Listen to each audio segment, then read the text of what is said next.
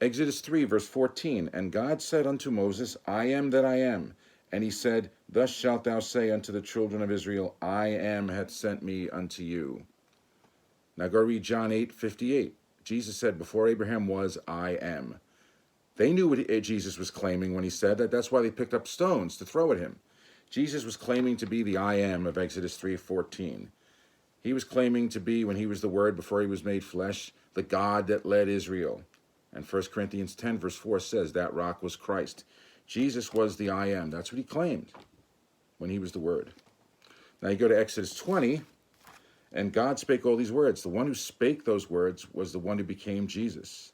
So if you're looking for commands from Jesus, Exodus 20 are included. You shall have no other gods before me, a reasonable, non-burdensome command. You shouldn't make a graven image, which is a waste of time. When it says you shall have no other gods before me too, and I'm very guilty of this, what occupies the most of your time in your life has become a god to you. That should increasingly be God and not other things.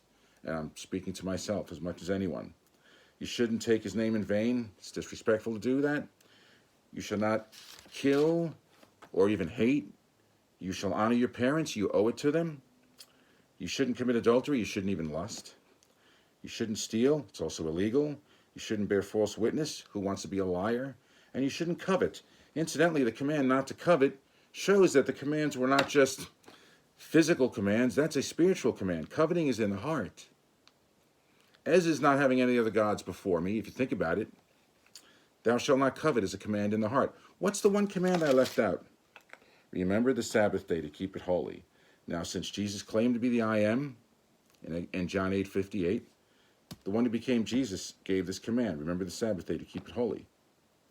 I'm going to follow Jesus. For those of you who are also following Jesus, have a blessed Sabbath tonight at sundown. And for the rest of you, stay safe, friends. Peace all. Bye-bye.